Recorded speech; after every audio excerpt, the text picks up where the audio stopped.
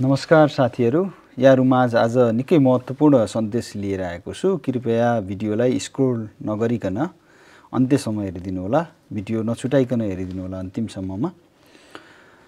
मेरो हातमा दुईवटा पासपोर्ट छ। म किन देखाइरहेको छु भन्दाखेरि एउटा मेरो पासपोर्ट यहाँ अस्ट्रेलिया आइसके पछाडि त्यसको 10 वर्ष मिति पुगेर सकियो र मैले नयाँ एप्लाई गरेर एम्बेसी थ्रु नयाँ एप्लाई गरेर नयाँ बनाएको। र हामीले सानो कुरामा पनि के कुरामा ख्याल राख्दैनौं भन्दाखेरि मेरो यो पुरानो पासपोर्ट जुन म नेपालबाट अस्ट्रेलिया आउँदाखेरि अस्ट्रेलियाको इमिग्रेसनमा उनीहरुलाई मेरो यो पासपोर्टको नम्बर सबै कुराहरु रजिस्टर भएको हुन्थ्यो। त्यो कुरा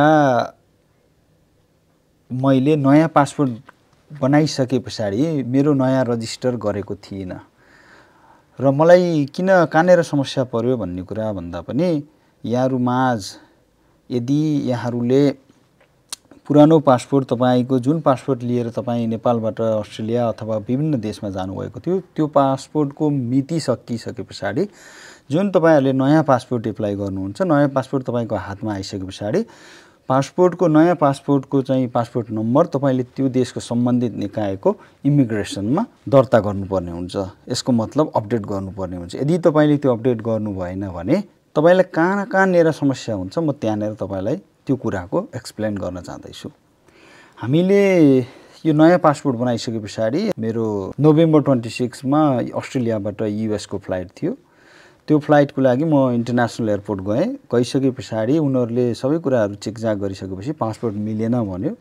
मैले त विधिवत रूपमा नयाँ मेरो पासपोर्ट नै दर्ता गरेको थिए। समस्या कहाँनेर भयो भनेर चाहिँ सोधे।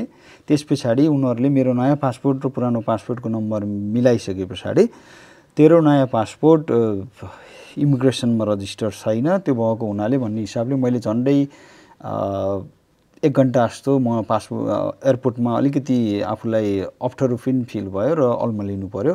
हामीले सोच्यौं यहाँको एम्बेसीबाट हामीले नेपालको एम्बेसीबाट क्यानबराबाट पासपोर्ट बनाइसके पछाडि नयाँ पासपोर्ट चाहिँ नि आउँछ र यो अटोमेटिक यहाँको सबै कुराहरुमा अपडेट हुन्छ होला अथवा हामीले फ्लाइट टिकट लिँदाखेरि बुक गर्दाखेरि नयाँ पासपोर्टबाटै बुक गरेको थिए।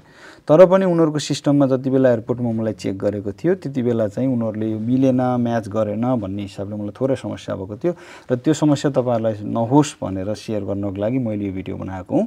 र यहाँहरुले यदि पुरानो तपाईको पासपोर्ट सकिएर नयाँ एप्लाई गरेर नयाँ हातमा परिसकेको छ र यहाँको अस्ट्रेलियन इमिग्रेसनलाई तपाईहरुले दर्ता गराउनु भएको छैन अपडेट गराउनु भएको छैन जो यदि अस्ट्रेलियामा हुनुहुन्छ र भिडियो हेरिरहनु भएको छ भने कृपया नयाँ पासपोर्टको इन्फर्मेसन सबै कुराहरु नयाँ पासपोर्ट नम्बर सहित अस्ट्रेलियाको इमिग्रेसनलाई यहाँहरुले रजिस्टर अथवा अपडेट गर्नुहोस्। त्यसपछि तपाईलाई प्रब्लम हुँदैन। नत्र यदि तपाई इन्टरनेशनल ट्राभल गर्दै हुनुहुन्छ भने तपाईलाई त्यतिबेला एयरपोर्टमा समस्या हुनेछ। हाम्रो आजको यो भिडियो यहाँहरुलाई कस्तो लाग्यो? हामीले आफूले जीवनमा भोगेका दुःख सुख तथा विभिन्न अनुभवहरुलाई लिएर यहाँहरुमाझ सहज होस् भन्ने हिसाबले भिडियो बनाउने गर्दछौं।